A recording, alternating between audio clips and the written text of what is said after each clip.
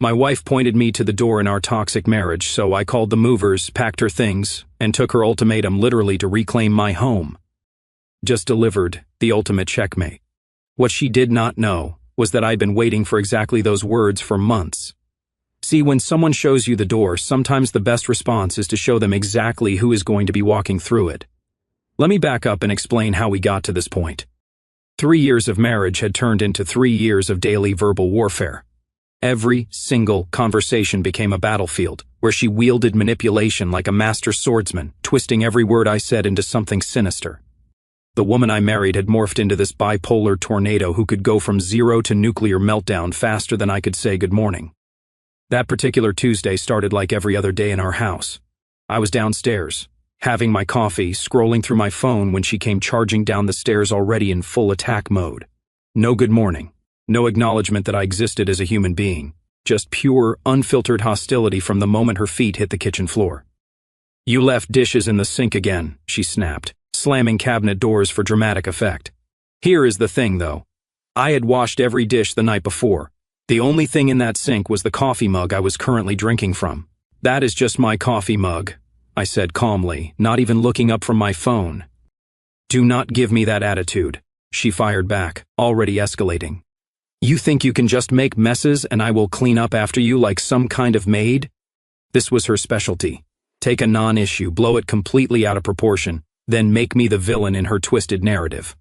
I had learned to recognize the pattern, but what I had not learned yet was how to stop playing along. "I am not giving you attitude. I am drinking coffee from a mug that I will wash when I am done drinking coffee." But logic had no place in her world. She was already pacing around the kitchen like a caged animal, building up steam for what I knew would be another hour-long screaming session, where somehow everything wrong with her life would become my fault. "You know what? I am tired of this. I am tired of living with someone who does not respect me, does not appreciate what I do around here." Her voice was getting higher, more shrill.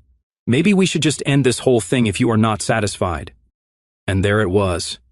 The threat she always pulled out when she wanted to watch me scramble, apologize, and beg her to reconsider. The ultimatum designed to make me fold like a cheap suit and promise to be better, do better, try harder. But something was different this time. Maybe it was the fact that she had used this same script so many times that I could recite it from memory. Maybe it was because I had finally reached that point where you realize you are not actually required to participate in someone else's drama. She marched over to the front door, threw it open, and pointed outside with all the theatrical flair of a Broadway performer. "There it is. If you are so unhappy, there is the door." I looked at her standing there, arm extended, face flushed red with manufactured rage, waiting for me to either apologize or storm out in defeat. Instead, I did something that caught both of us completely off guard. I laughed. Not a bitter laugh, not a sarcastic chuckle, a genuine, from the belly laugh that seemed to confuse her more than if I had started speaking in ancient Greek. "You think this is funny?" she screeched, but I could see the uncertainty creeping into her eyes. "Actually, yeah, I do." I pulled out my phone and started scrolling through my contacts. "You know what? You are absolutely right. There is the door." She was still standing there with her arm pointed outside, but now she looked less like a commanding general and more like someone who had just realized they might have overplayed their hand. I found the number I was looking for and hit call. The phone rang twice before someone picked up. "Allied Moving Services, this is dispatch." "Hi, I need to schedule an emergency same-day move," I said, keeping my voice casual while maintaining eye contact with my wife. Her expression was shifting from anger to confusion to something that looked suspiciously like panic. "What size move are we talking about, sir?" "Oh, not too big. Just personal belongings. Clothes, shoes, some bathroom stuff. Should fit in a small truck." My wife's arm finally dropped to her side. "What are you doing?" she whispered. I held up one finger, indicating I needed to finish my call. "Yeah, the pickup address is..." I rattled off our address. "And the delivery address is..." I paused, looking directly at her. "Actually, let me call you back with that delivery address in about 10 minutes. "No problem, sir. We can have a crew there within the hour." "Perfect. Thank you." I ended the call and slipped my phone back into my pocket. The kitchen had fallen completely silent, except for the sound of her rapid breathing. "You are bluffing," she said, but her voice lacked its usual conviction. "Am I?" I picked up my coffee mug, walked over to the sink, and washed it thoroughly, making sure to dry it and put it away in the cabinet where it belonged. You pointed to that door and told me, there it is. I'm just agreeing with you. That is not what I meant, and you know it. Really? Because it seemed pretty clear to me. You opened the door, pointed outside, and said, there it is, like you were giving me directions. So, I figured you must want someone to use that door. I could see the wheels turning in her head, trying to figure out how to backtrack without losing face. But I was not interested in giving her an exit strategy this time. I think I will go upstairs and get ready, I said, heading toward the staircase. The moving truck should be here soon. As I walked up the stairs, I could hear her behind me, finally finding her voice again. You cannot be serious. You are going to throw away 3 years of marriage over some stupid argument. I stopped at the top of the stairs and looked down at her. I am not throwing anything away. You show me the door, remember? I'm just finally smart enough to take the hint. I walked into our bedroom and could hear her downstairs pacing around the kitchen, muttering to herself. She was probably trying to figure out if I was actually serious or just calling her bluff. The beauty of it was even I was not entirely sure which one it was until that moment when I pulled out my phone. But now that I had made the call, something clicked into place. This house, this sanctuary that had become a war zone, was mine. I had bought it 2 years before we even met. Every mortgage payment, every repair, every improvement had come out of my pocket, yet somehow over the years, she had started acting like she owned the place. I pulled out a large suitcase from the closet and set it on the bed. Then I opened her dresser drawers and started methodically folding her clothes, t-shirts, jeans, those expensive workout clothes she bought but never used. Each item went neatly into the suitcase like I was packing for a vacation she did not know she was taking. What are you doing up there? She called from downstairs. Packing? I called back. Finally coming to your senses. I had to bite back a laugh. She still thought this was all about me leaving. The woman who had just spent 20 minutes screaming about how miserable I made her, who had literally pointed me toward the exit, somehow believed she was the one staying put. I moved to her side of the bathroom and started collecting her toiletries. Expensive face creams that promised to reverse aging, about 15 different bottles of shampoo and conditioner, makeup that probably cost more than most people spend on groceries in a month. All of it went into a separate bag. The irony was not lost on me that I was being more careful with her stuff than she'd ever been with mine.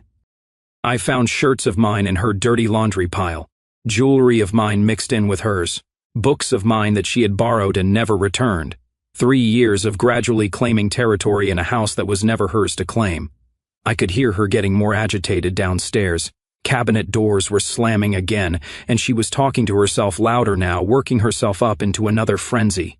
This was her pattern. When manipulation did not work, she escalated to chaos, hoping the sheer volume of her emotions would overwhelm my logic. My phone buzzed. Allied Moving Services. Hi, this is dispatch calling back. Do you have that delivery address for us now? I had been thinking about this. I knew her mother's address by heart after 3 years of obligatory holiday visits. Yes, it is. I rattled off the address. Perfect. Our crew is about 15 minutes out. Great. Thanks.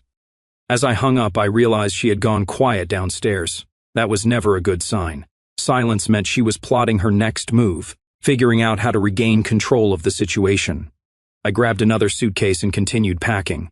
Her winter coats from the hall closet, the collection of purses that lived in our bedroom, the stack of romance novels she kept on her nightstand, everything that screamed her in a house that had never really felt like ours. The more I packed, the more I realized how much space her stuff had taken up. Not just physical space, but mental space. I had been walking on eggshells in my own home, constantly monitoring my behavior to avoid triggering her next meltdown. When was the last time I had watched a television show I actually wanted to watch? When was the last time I had eaten dinner without having to defend myself against some imaginary slight I had committed? Are you really doing this? Her voice was right outside the bedroom door now. Doing what? I asked, not looking up from the suitcase. Packing your stuff to leave. I straightened up and looked at her. She was leaning against the doorframe, arms crossed, trying to look defiant, but failing to hide the uncertainty in her eyes. I am not packing my stuff, I said calmly. This is your stuff. For a moment, she just stared at me like I had spoken in a foreign language. Then the reality of what I was saying started to sink in. My stuff? What do you mean, my stuff? I mean your clothes, your shoes, your bathroom products, your books, your stuff. I gestured to the suitcases on the bed, You know, the things that belong to you. You cannot just kick me out. This is my house too. And there it was. The assumption that had been driving me crazy for months. Actually, no, it is not. What do you mean it is not? I mean exactly what I said. This house is in my name. The mortgage is in my name. The insurance is in my name. You have never contributed a dime to the mortgage. Never paid for repairs. Never even paid utilities. I zipped up one suitcase and started on another. So no, this is not your house too. Her face went through several color changes as this information processed. That is not. You cannot just. We are married. Being married does not automatically give you ownership of property you did not buy. I was staying calm, factual, which seemed to be infuriating her more than if I had started yelling back. I have lived here for 3 years. As my guest. A guest who just told me she was tired of living here and pointed me toward the exit. She was getting that wild look in her eyes again. The one that usually preceded her most spectacular meltdowns. You are being ridiculous. I was not serious about you leaving. But you were serious about being tired of living with me.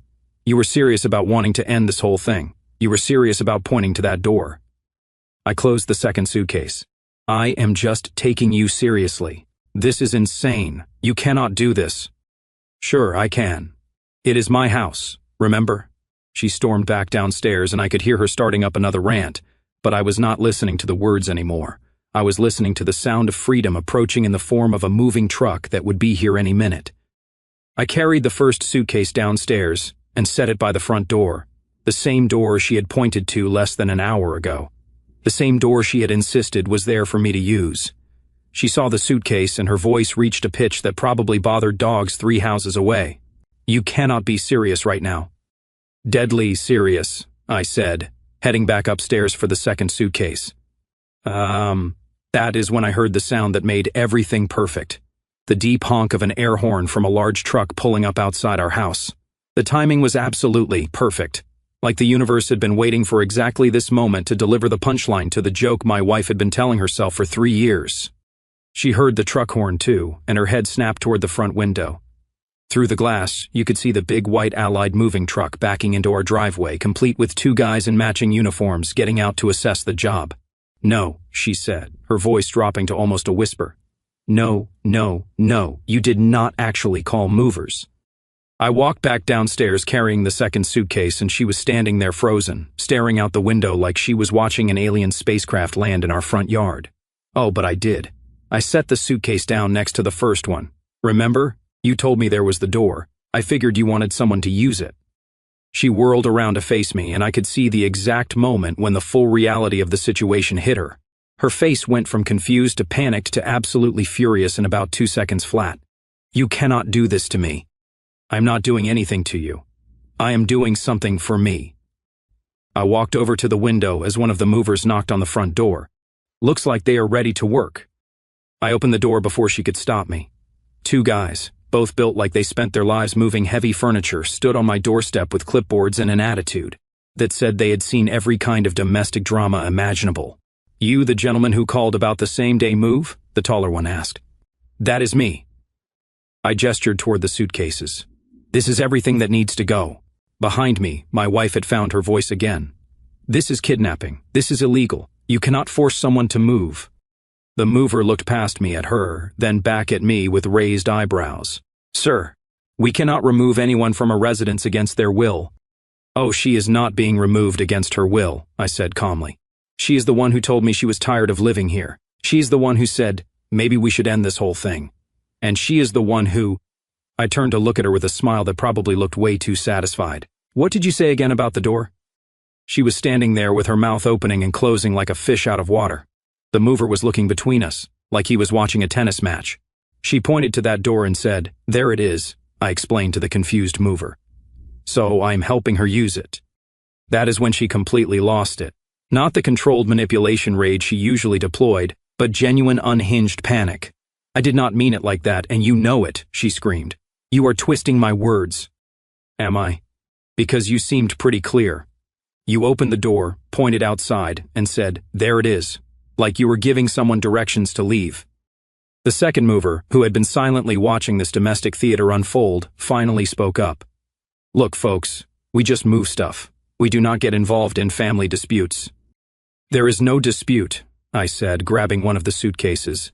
These bags need to go to this address. I handed him a piece of paper with her mother's address on it. My wife snatched the paper out of his hands. That is my mother's house. I know. That is where you will be staying until you figure out your next move. You cannot send me to my mother's like I am some kind of teenager. I'm not sending you anywhere. You are choosing to leave. Remember, you said you were tired of living here. She was spiraling now, trying to grab onto any argument that might save her from the consequences of her own ultimatum. That was just. I was upset. People say things when they are upset. People also do things when they are tired of being manipulated, I replied, carrying her suitcase toward the moving truck. She followed me outside, still ranting. This is my home. I have rights. You have the right to pack your belongings and leave the property that does not belong to you, I said, loading her suitcase into the truck. The neighbors were starting to notice the commotion. Mrs. Peterson from next door was pretending to water plants that did not need watering, and the guy across the street had suddenly developed a deep interest in checking his mailbox for the third time in 10 minutes. My wife noticed the audience too, which made her even more frantic. You are humiliating me in front of the whole neighborhood. You are humiliating yourself. I am just helping you follow through on your own suggestion. I walked back toward the house to get the second suitcase, and she was right behind me, her voice getting higher and more desperate. Please, can we just talk about this? Can we go inside and discuss this like adults? We did discuss it.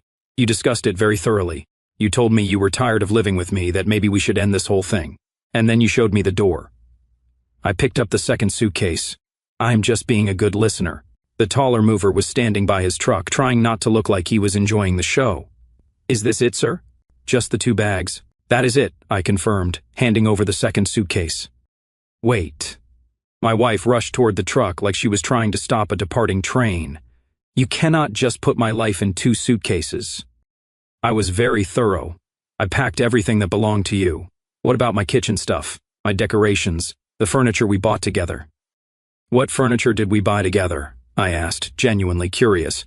She opened her mouth to answer, then closed it. Because the truth was, everything in the house had been mine before she moved in, or I had bought it after she moved in. She had never contributed to any major purchases, never even offered to split the cost of anything significant. The throw pillows on the couch, $20 pillows from Target do not constitute joint property. The mover cleared his throat. Sir, we have got everything loaded. What is the delivery address again? I repeated her mother's address and he wrote it down on his clipboard. No, she shouted, making one last desperate grab for control. I am not going to my mother's house. I am staying right here. That is when I played my final card. I reached into my pocket and pulled out her spare key to the house. The key I had given her 3 years ago when she moved in. The key she had probably forgotten was technically mine to give and take back. With what key? I asked, holding it up.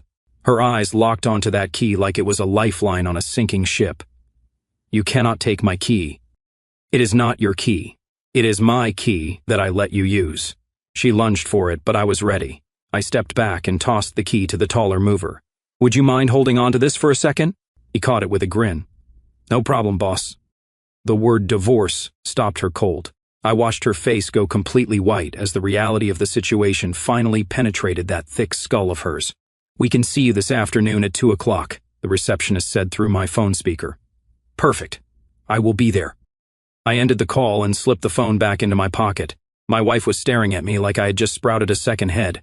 You are filing for divorce today? Why wait? You said you were tired of this. You said maybe we should end this whole thing. I'm just following your lead. But I did not mean. I was just upset, and I am just tired of being married to someone who gets upset every single day and makes it my problem. The mover with my key was looking back and forth between us like he was watching the final round of a boxing match. His partner had already climbed into the driver's seat and started the engine, clearly ready to get this show on the road. You ready to go, miss? The tall mover asked her. I am not going anywhere, she shrieked, making one final desperate stand. This is all just a misunderstanding. No misunderstanding, I said calmly. You want out, you are getting out. You pointed to the door, and now you are going through it. She tried a different approach, her voice suddenly soft and pleading. Honey, please, we can work this out. We can go to counseling. We can fix this. There is nothing to fix. You made your position very clear. I was emotional. I did not mean any of it. You mean it every single day. This is just the first time I decided to take you seriously. The desperation in her eyes was almost pitiful, but I had seen this act too many times before. The moment I showed any weakness, any sign that her manipulation was working, she would be right back to her old tricks within hours. Please, she whispered, do not do this to us. I am not doing anything to us. There is no us. You made that clear when you told me you were tired of living with me. She tried one more angle. What about our friends? What about our families? What are they going to think? They are going to think you got exactly what you asked for. The mover cleared his throat again. Look, folks, we really need to get moving here. We have got other jobs today. I nodded and walked toward my front door. She is all yours. That is when she completely snapped. The fake sweetness disappeared, and the real her came roaring back to the surface. You bastard. You cannot do this to me. I will take you for everything you have got. With what lawyer? I asked, stopping at the door. You do not have a job, remember? You do not have any money of your own, and since this house is mine, and the car you drive is mine, and the credit cards you use are mine, I am curious how you plan to finance this legal battle you are threatening. Her mouth opened and closed several times as she processed this information. In her rage-fueled fantasy world, she had forgotten that she had made herself completely financially dependent on me. I will get a job. I will figure it out. Good for you. That sounds like a great fresh start. I stepped inside my house and she tried to follow me, but I blocked the doorway with my body. Where do you think you are going? This is my house too. No, it is not. We have been through this. I held out my hand to the mover. Can I get my key back now? He tossed it to me with a grin. All yours, boss. I stepped back inside and started to close the door, but she shoved her foot in the gap. You cannot lock me out of my own home. It is not your home. It never was your home. It was my home that I let you live in. I have rights. You have the right to remain silent, but apparently you are going to waive that one. I looked down at her foot in my doorway. Move your foot. No. Move your foot, or I will move it for you. Something in my voice must have convinced her I was not bluffing because she pulled her foot back. The moment she did, I closed the door firmly and turned the deadbolt. She immediately started pounding on the door. Open this door, you cannot lock me out. I walked to the front window and pulled back the curtain just enough to see her standing on my porch, red-faced and furious, pounding on the door like a crazy person.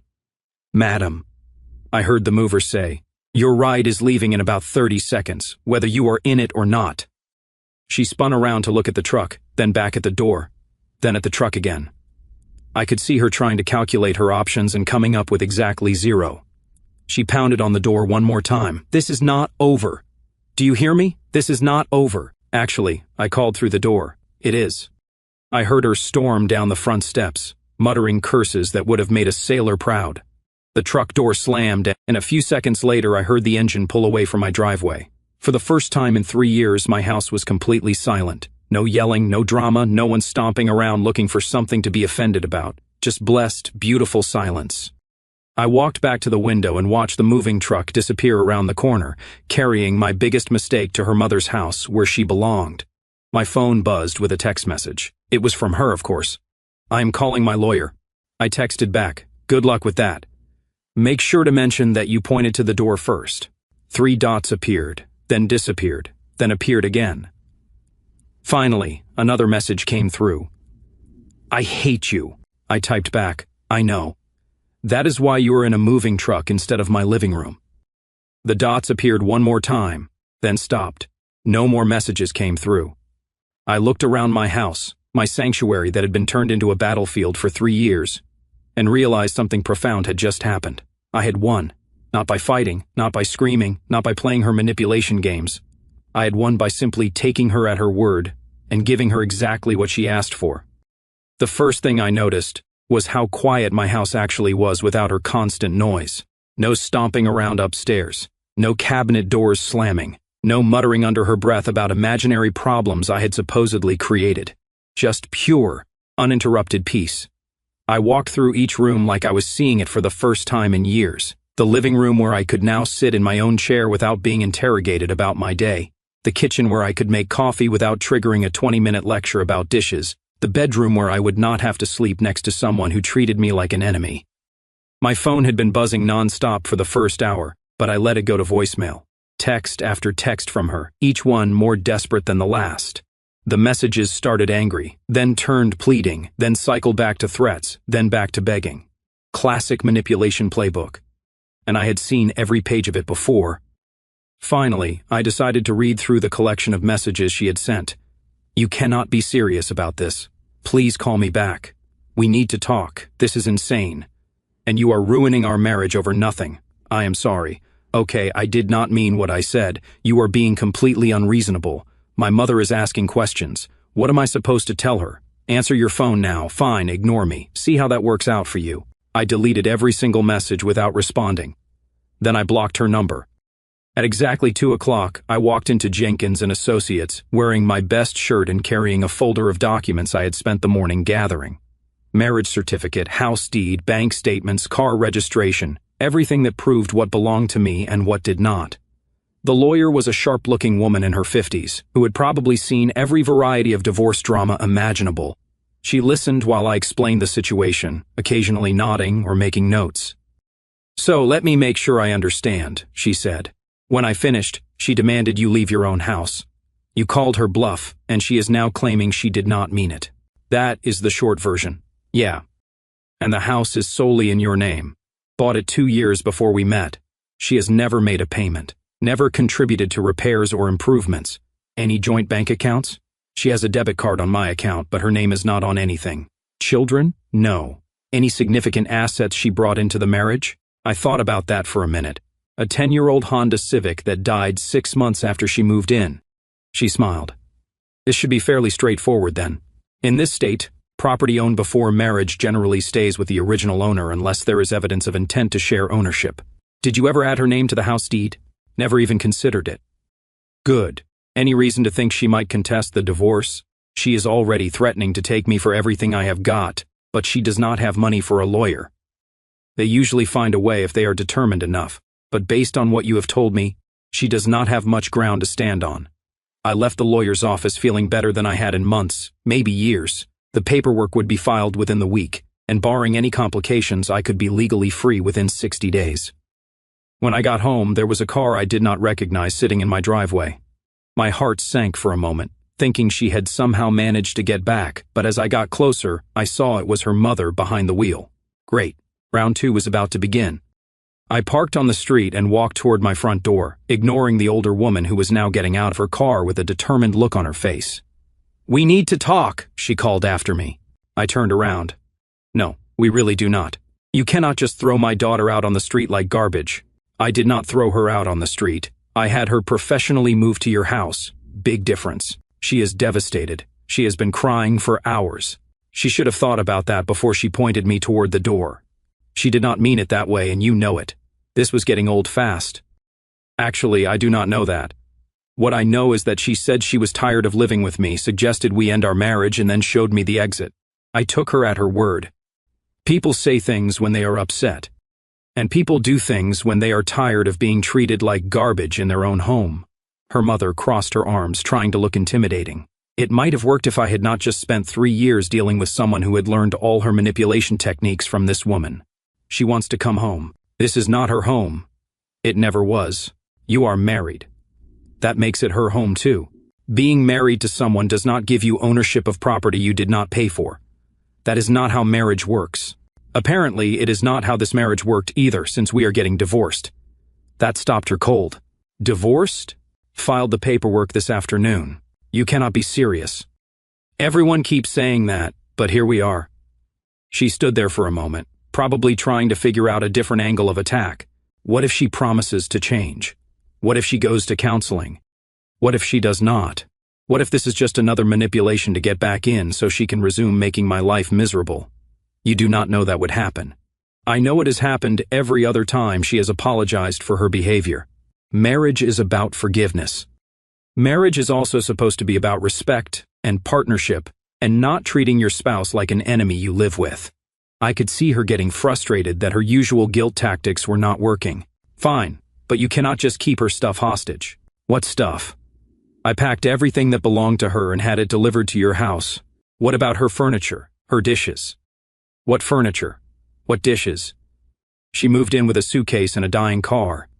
Everything in that house was mine before she got there. That is impossible. People accumulate things together. People who contribute to a household accumulate things together. People who just consume what someone else provides do not get to claim ownership. I could see her cycling through the same stages her daughter had gone through. Disbelief, anger, bargaining, more anger. "This is cold," she finally said. "This is heartless." You know what is cold? Living with someone who treats every day like a battle. You know what is heartless? Pointing to the door and telling someone to leave their own house. I walked toward my front door. "Done with this conversation. She loves you," her mother called after me. I stopped and turned around. "No, she does not. She loves what I provide. She loves having someone to blame for everything wrong in her life. She loves having a target for her daily rage. But love, real love. People who love you do not try to kick you out of your own house. Everyone makes mistakes. Everyone also faces consequences for their mistakes. Today, she learned that some words cannot be taken back. I unlocked my front door and stepped inside, leaving her standing in my driveway. Through the window, I watched her sit in her car for about 10 more minutes, probably calling her daughter to report that the guilt trip had failed. Eventually, she drove away, and I was alone again in my peaceful house. That night, I ordered pizza from my favorite place, the one she had always complained was too greasy. I watched an action movie she would have criticized as mindless. I went to bed at a reasonable hour without anyone starting a fight about something I had supposedly done wrong. For the first time in 3 years, I slept through the entire night, without being woken up by drama, accusations, or manufactured emergencies. It was the best sleep I had had since the day I said I do. 62 days. That is how long it took to officially end what should have never begun in the first place. The divorce papers arrived on a Tuesday morning, stamped and official. 3 years of marriage dissolved with the stroke of a judge's pen, and somehow the sun still came up the next day. She had tried to contest it, of course. Found some bottom-feeder lawyer willing to work on contingency, probably thinking he could squeeze some money out of me. But when faced with the reality that everything significant was in my name, purchased before or during the marriage with my money, even he advised her to sign the papers. The house remained mine, the car remained mine, the bank accounts remained mine. She walked away with exactly what she had brought into the marriage, nothing but her clothes and her attitude. Her final attempt at manipulation came through her mother. Naturally, a tearful phone call about how sorry she was, how she had learned her lesson, how she would do anything to make it work. But I had learned something important during those 2 months of blessed silence. Some doors, once closed, should never be reopened. "Tell her I said thanks," I told her mother during what would be our last conversation. "Thanks for what?" "For showing me the door. Best advice anyone ever gave me." Even if she did not mean it that way, the house felt bigger somehow. After everything was finalized, not just physically but spiritually, like someone had lifted a weight I did not even realize I was carrying. I could walk through my own home without wondering what imaginary slight would trigger the next explosion. I started doing things I had forgotten I enjoyed, watched entire football games without someone complaining about the noise, cooked meals I actually wanted to eat instead of whatever would not cause an argument, had friends over without worrying about what mood she might be in. The neighbors noticed the change too. Mrs. Peterson mentioned that she had not heard any shouting from my house in months. "Whatever you two worked out," she said, "it has made the whole street more peaceful." We worked out that she needed to live somewhere else, I told her. 3 months after the divorce was final, I ran into one of her friends at the grocery store. She looked uncomfortable when she saw me, like she was not sure whose side she was supposed to be on. "How are you doing?" she asked carefully. "Better than I have been in years," I answered honestly. "And how is she doing?" I would not know. That is the beautiful thing about divorce. Her problems are not my problems anymore. She has been telling people you kicked her out over a stupid argument. I had to laugh at that. She pointed to the door and told me, "There it is." I just agreed with her. That is not how she tells it. I am sure it is not, but the truth does not change based on how someone wants to remember it. Standing in my kitchen that evening, looking out at the yard I no longer had to share with someone who resented my existence, I realized something profound had happened that day she pointed to the door. She had thought she was threatening me with loss. What she actually did was offer me freedom. Some people spend years in therapy trying to figure out how to set boundaries, how to stand up for themselves, how to stop accepting treatment they do not deserve. All it took for me was one moment of clarity when someone finally pushed too far. The best part, she did all the work for me, pointed right to the solution and demanded I take it. I never did thank her properly for that. But then again, I doubt she would appreciate the irony. These days, when people ask me about the divorce, I tell them the truth. My ex-wife gave me the best advice of my life when she showed me the door. I just took it more literally than she expected. Our story has come to an end. If you have made it this far, how about subscribing to our channel? It helps us immensely. I have selected 2 other videos for you that I am sure you will enjoy. Feel free to click on them. I will be waiting for you in the next story. See you soon.